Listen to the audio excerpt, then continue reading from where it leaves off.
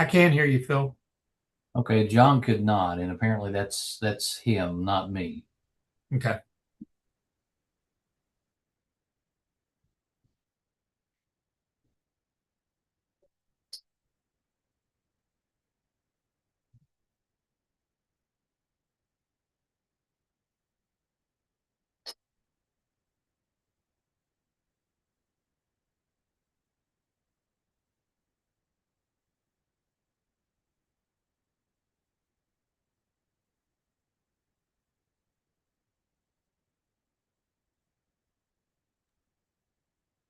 Don't hear me.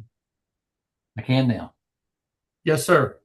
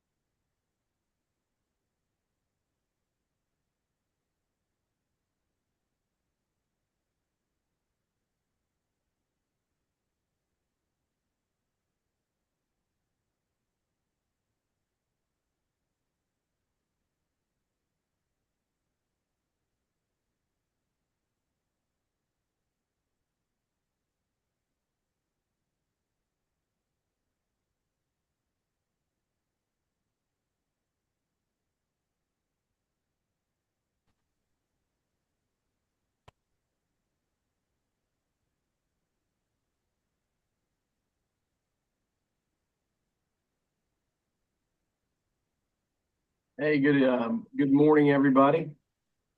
Morning, Judge. Morning, Judge. Sir. Everybody's well.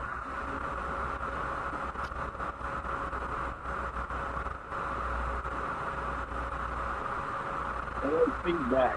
Y'all hearing that? Yeah. Yeah, we're hearing that. It's going.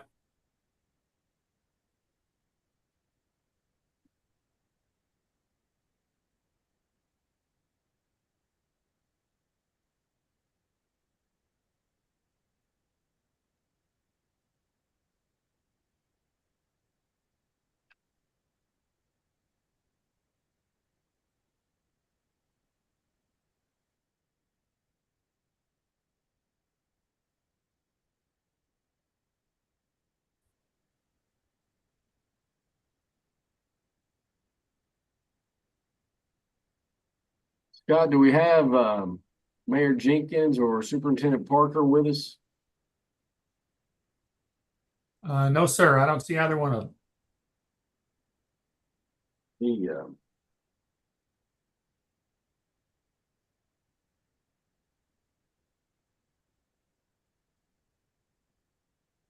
Oh, there's Superintendent Parker. all right. Morning, sir. Hey, good morning. Sorry, I have a standing Wednesday 9 a.m. Zoom that sometimes runs a touch long. So no problem. You're worth waiting for. Well, I don't. I question that. I question that. Thank you. Thank you. Point of order. Point of order from the judge. So Good morning. Good morning. Good morning, Mayor. So we will call our meeting to order now that we have a quorum, and this is the Georgetown Scott County Revenue Commission meeting for August 26th. And call the roll. Let the record reflect that Joe Pat Covington is present, as well as Superintendent Billy Parker and Mayor Bernie Jenkins. And with that said, let the record reflect that we have a quorum and can conduct business and take action. We will move forward with the review and approval of minutes from the last meeting on 7/22/26. Are there any questions or comments related to those minutes as presented? I do have a comment. Pam caught a typo on that. So what I sent you 2 weeks ago, that had I think it was 2025 or 26. Pam, what was the correction again?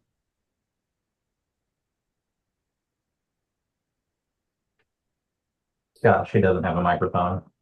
Oh, okay. I think it had still said at the bottom, number 7, it said July 26 instead of August. So we've corrected that. So what you're seeing in front of you is the corrected version. I'll make a motion to accept the minutes. Second. We have a motion. We have a second. Any other questions or comments? All those in favor, please say aye. Aye. Any opposed? Motion passes. We will move now to number 4. Scott. Yes. So we knew this day was going to come eventually. A lot of our vendors are starting to, well, one in particular, one of our larger ones, is no longer taking paper checks. And we have a lot of our payments, our recurring payments, that do hit our Visa card, but they're typically smaller ones like our Zoom license and some of Phil's legal services that are on a subscription basis. But this is a rather large one that we write every month. And they are no longer, as of 2027, going to accept those paper checks. So we've had some internal discussions, wanted to talk it over with you. We're really not comfortable. What they'd like us to do is set up an auto draft from our checking account or go in every month and use our checking account to make the payment. That's as secure as it is these days, but it's a lot more secure if we put it on the Visa card. Because if something happens with that, the bank's money, they'll cancel the card, issue a new card, and we'll move forward. Money disappears from our expense account. That's a much bigger problem. So we are requesting And we had Whitaker Bank in here a couple of weeks ago with our annual customer service update with them, and they got me in touch with Joe Arnold, and he told me that what we needed if we wanted to do this was a motion from you all allowing us to pursue an increase. It's currently $5,000. We would like to increase it to $10,000. So I'd like to open that up for discussion and thoughts on that. Certainly understand. We have the same complications here on a few items. So I think it's very reasonable and appropriate, and know that you'll track it and share facts and data about any of the charges. I'll make a motion that we give permission for the Revenue Commission to increase from 5,000 to 10,000. I'll second that. We have a motion and we have a second. Any other questions or comments? All those in favor, please say aye. Aye. Any opposed? Motion passes. Audit services discussion. Item number All right. 5. Thank you, Judge. Our auditors are on site this week. We moved it to August this year. That seemed to work for everyone's schedule better. Normally we do that in September. So they've been on site this week, and it is time to talk about renewing their contract. As you all know, we are not required by law to do an audit, but we do it anyway because it's the right thing to do. And for transparency purposes, we've done it since the Revenue Commission was created in 2004, and I've continued that the 10 years I've been here. The amount that we pay for this audit does not reach the dollar threshold that would require us to put it out for an RFP. I know it's tough to get auditors. In fact, there's some legislation. I don't know if Phil wants to chime in on that this last session to make it easier for cities and counties to get their audits done. There's not a lot of audit options out there anymore. There's the auditing industry, accounting profession in general is seeing what a lot of industries are seeing, with a lot of people retiring and not many new people coming in, getting those degrees. So it's quite the struggle. We're happy with this auditing firm. They've done a good job with us. We'd like your permission today to reach out to them to pursue another 3-year contract with them to continue providing audit services, and would love to hear your thoughts on that. Scott, we have had such trouble with this that generally speaking, we kind of like the idea of using different auditor services, but couldn't find any. So we have been with Barnes Denig, I believe, the entire time I've been at Scott County. So that's been over 10 years now, out of necessity. And they're great. And I'm not trying to speak against them in any way. I just, there hasn't, the fact that we were with them is kind of what kept them with us for several years. It is incredibly challenging. And so certainly I understand where you're coming from, and I would support the direction that you're trying to head here.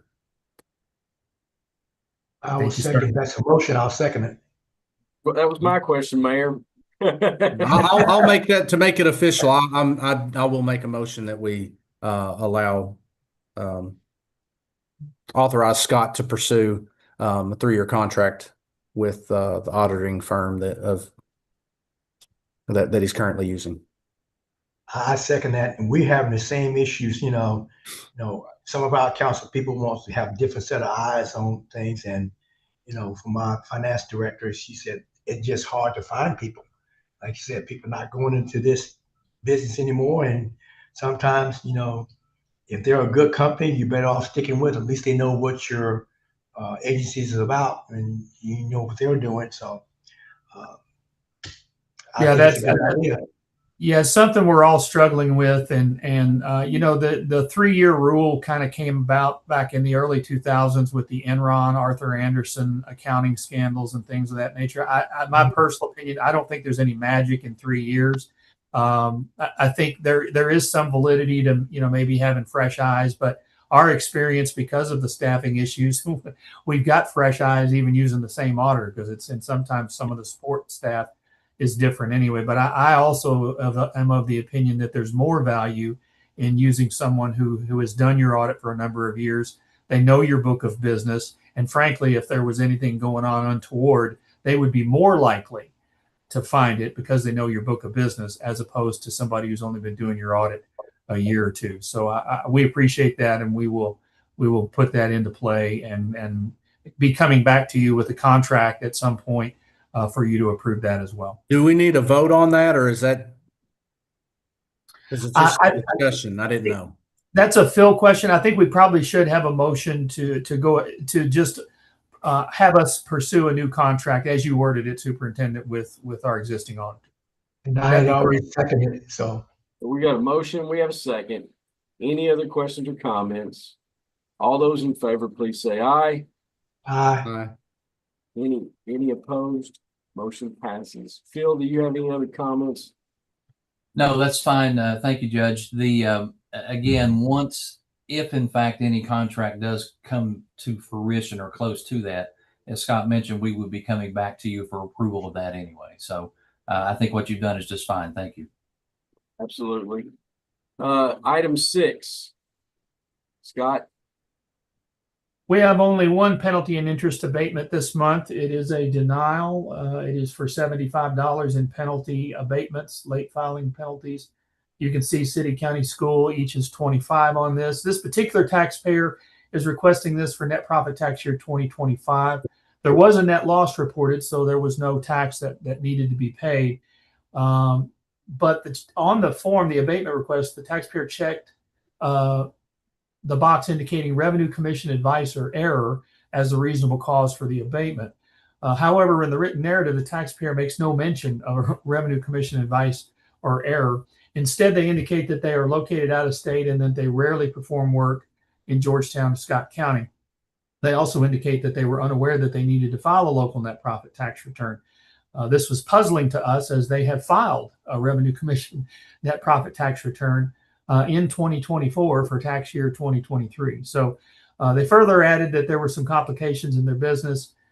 They switched to new tax software, and that their business actually merged with another firm, which they indicate was quote unquote a true nightmare.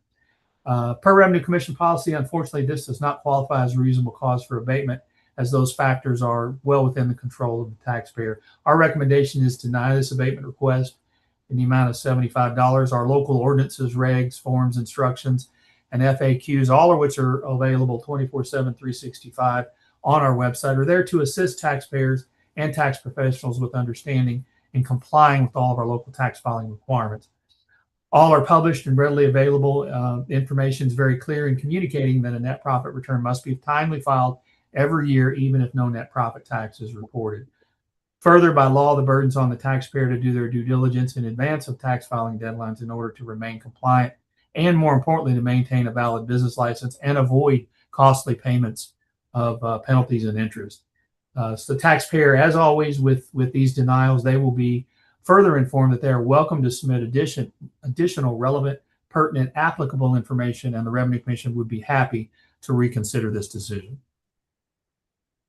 Any questions or comments? Would there be a motion? I'll make that motion. I'll second. A motion to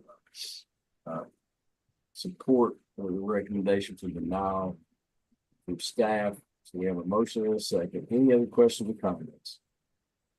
All those in favor, please say aye. Aye. Any opposed? Motion passes. And that leads us to item 7, general discussion. All right.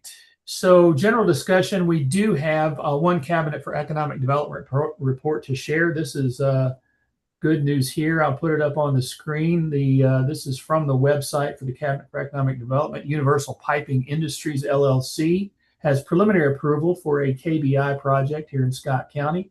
It's going to be 50 new jobs with an average hourly wage of $45. So that's good news. Like to share that with you, let you know what's in the pipeline. And again, it's preliminary approval. It could be several years before they activate on this, but new jobs, especially with that kind of a hourly wage, is good. Good to hear. Absolutely. Any other comment or question there? It's always good news when jobs come in. Always new, always good. We did have for our financial inducement project, the KJRA, with one of our local businesses. That May 26th payment for that project was paid in July. No change there. It's the same amount every month until they reach the cap in the 10th month. As I mentioned, our external auditors are on site this week, and in the coming months, they'll be wrapping that up, and we'll be at some point in the coming months before the end of the year bringing you a final audit to review once we work through all of that. We want to thank you here for last week. Some of us went to the COLA Fall Conference. COLA, of course, is our state tax association, of which I'm a past president, and I've been a member for many, many years. It was in Shelbyville. It was a great opportunity for us to learn lots of new things. We also had an active shooter training from a deputy sheriff that came in, which was very valuable and well attended on the final day. So it's always a great opportunity to learn new techniques, what other jurisdictions are experiencing and how to deal with them. And I don't know if John and Phil were also there. I don't know if they want to share it. It's always a great experience for us to do this. John, Phil, you have any comments on the conference? Yeah, I was just going to say, really got a lot of value out of the second day meeting with some pretty knowledgeable tax preparers, CPAs, and then somebody actually that prior was with the IRS that really understands what deductions are allowed and what are not, and really got into the weeds on that. So I definitely got a lot out of that. Yes, I concur with John. This is valuable information, always beneficial. So just thanks to you, commissioners, for allowing us to attend that, keep that training, those training dollars in our budget. We are getting something out of it. And because it was in Shelbyville, there were no hotel room costs or anything like that involved, just some mileage reimbursement. So great experience. Thank you. As someone who gets sliced and diced for, training dollars, again, it's something myself and my board understand and value for our people. And certainly it translates across industries. Yes. Yep. Thank you all. Also coming up next month, we have the KLC Fall Conference. I know, Mayor, I'll probably see you there. We usually find each other. Yeah, I'll be there. We'll talk about that more at the end of the meeting. We have filled our tax compliance analyst position that you all have approved in the budget, and we're very excited for this person to come on board. She's excited to join us, and more on that. I think the start date's going to be sometime in early September after she gives her notice at her current positions. That's very exciting. Electronic payment summary, boy, it was a whopper of a month. $1.3 million is of what we collected came in electronically. It's all, of course, 100% over the web. We don't have a terminal here anymore. 6% of that was net profit. 1.2 million was payroll tax. And we did have some regulatory fees for you there, Mayor, for the city, $625. As you can see there, the ratio, 42% of that is e-checks. Only 1% is credit and debit cards. And of course, the big one now, we've tested with one of the largest payroll companies in the world, and they are paying by ACH now, and that's going very well. I don't know if John wants to add anything to that, but that's now the number one, and we hope to get more of those paying through ACH electronically as well. John, anything you want to say about the ACH portion? No, other than there's lots of other providers that are excited about this opportunity and looking to switch over to ACH as opposed to make checks as well. Yeah, so I guess the message here is look to see these numbers continue to grow as we continue to bring payroll companies on board, and this ACH number will continue to grow. So, all right, let's go back here. Individual compliance efforts. I skipped one there. I skipped the individual and went straight to electronic payment summary. My apologies. Let me pull this open. Another big month, $138,000. For July, you can see Phil had $39,000. 84% of that was net profit collections. Tammy had $9,000. Also for net profit collections was the majority. Michelle had a big month, $19,872. 60% of that was payroll. And Denny wins the prize this month, $69,000. Oh, there is no prize, by the way. 54% of that is net profit for a total of $138,000. And just a reminder, this is delinquent data. This is over and above what just normally would come in on a daily basis. These are accounts that are delinquent that we have to pursue. And very, very productive month in July. Absolutely. Thanks for that information. Thanks for that hard work to take nothing to make something out of it. So, Yeah. appreciate it.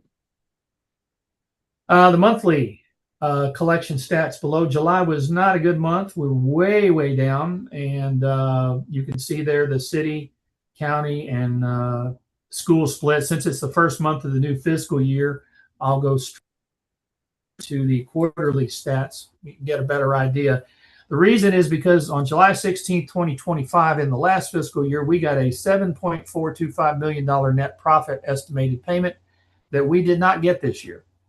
So that was 2.97 million for the city, 2.97 million for the county, and 1.485 million for the school board that we did not get this year because the net profit tax is obviously so volatile. So, but if you subtract that from the 14 million, without that payment last year, we would be up about $300,000 in a pure year-over-year situation without that large net profit payment. So hopefully we'll rebound strong in the rest of this fiscal year. But when you have these large volatile net profit payments, you never really know from year to year whether you're going to get another one. So the only real information, since this is the first month on the quarterly, is we did collect 2.8 million for the city in the month of July. We have distributed 2.6 million.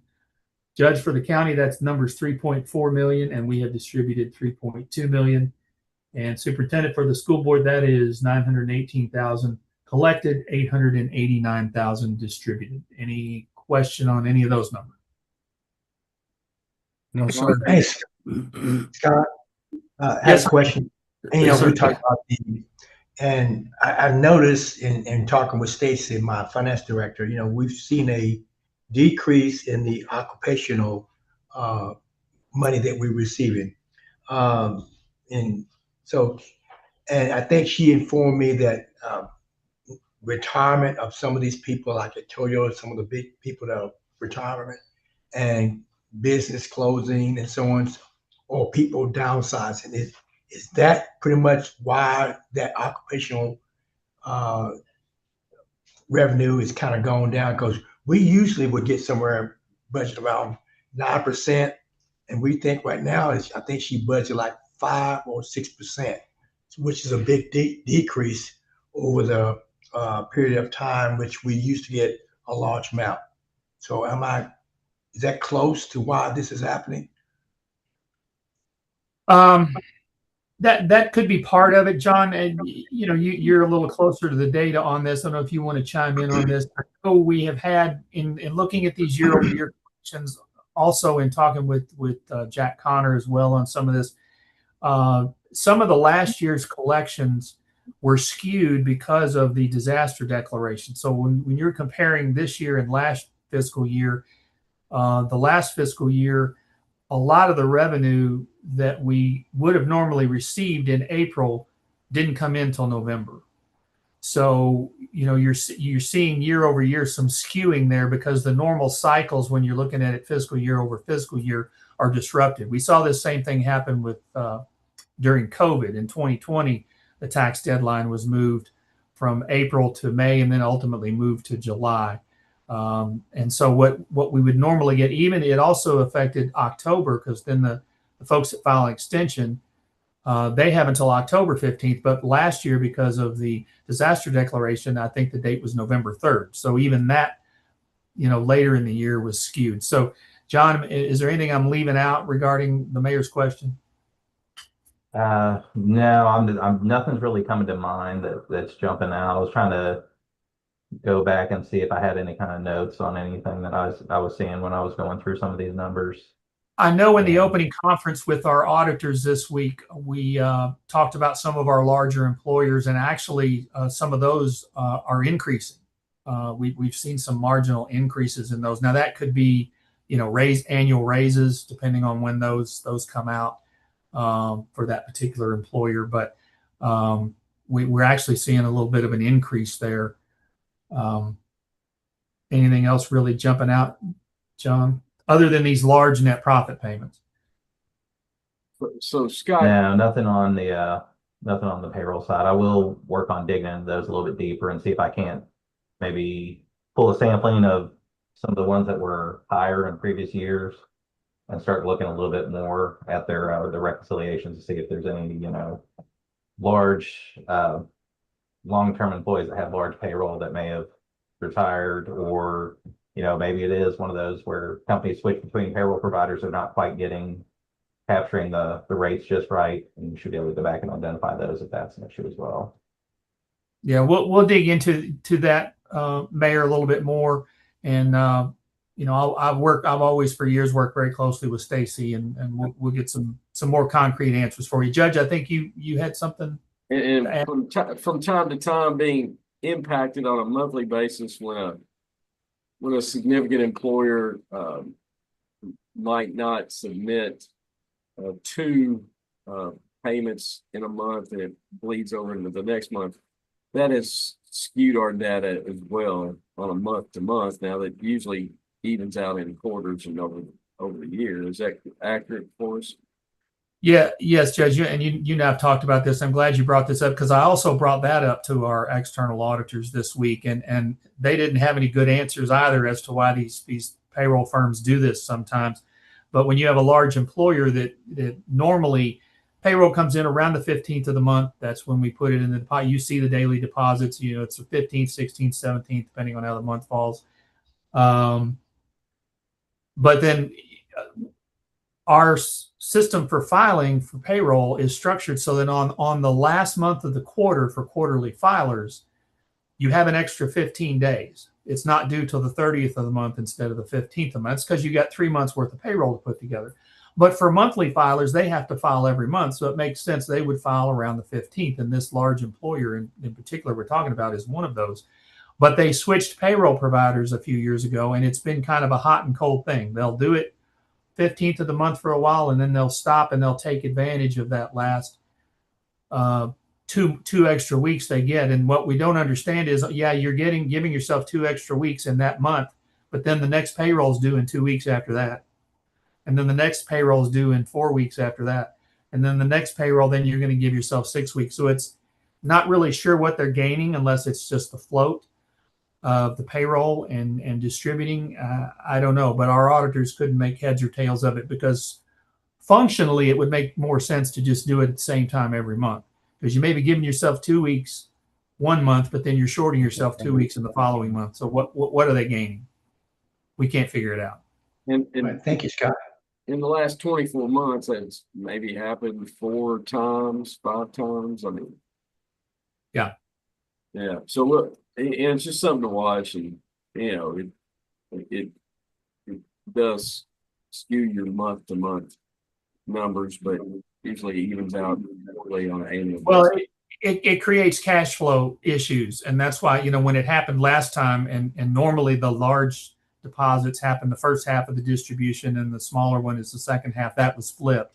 I know it creates issues, and we know that happens. That's why I'm going to communicate to all 3 of you, as well as your financial directors as well. Thanks for that update, and we'll keep watching it. And any other questions or comments? No, thank you. Thank you, Mayor. Thank you for the good questions and discussion. As far as new accounts, for July, we had 119 new businesses open and 25 closed. That's compared to 108 and 19 the same month last year. We are currently sitting the first 7 months. We track this on a calendar year basis. First 7 months, we're averaging 111 new and 63 closed. And I will tell you, if that trend continues for the next 5 months, we are likely to exceed 1,300 new business accounts open. And you'll see here from the historical data, that has not happened since 2023. So if that trend continues, we will very likely be over 1,300 by the end of December on this. And of course, the last big number here, we are currently sitting at 11,465 open active occupational license tax accounts. So I think that continued increase in the number of new accounts is just a testimony to the continued growth in the Georgetown Scott County community. Any other questions or comments? Does that conclude your general discussion, Scott? Yes, sir, it does. All right. So for the next meeting, I do have a special request. There are 5 Wednesdays in September. As I mentioned earlier, the 23rd, which would be our normal 4th week meeting, falls during the week of KLC, and I will be in Covington all week. I know the mayor will probably be there some too. I'd like to respectfully request that we maybe move that a week to the 30th, which is the 5th Wednesday. Frankly, I could do Monday, Tuesday, or Wednesday that week if that does not conflict with anyone's calendar. 10 Wednesday, a.m. on the 30th. Wednesday, 30th. the 30th works for me. 10 a.m. 30 Say, 30 works for me. Works for me. okay, well then we'll do a special call next month on the 5th Wednesday. Okay. You all, if there's no other business then is there a motion to adjourn? So moved. Second. All right, we are adjourned and appreciate your all's time and appreciate the information. Thank you, gentlemen. We appreciate your support. See you next month. Thank All right. you. Bye-bye.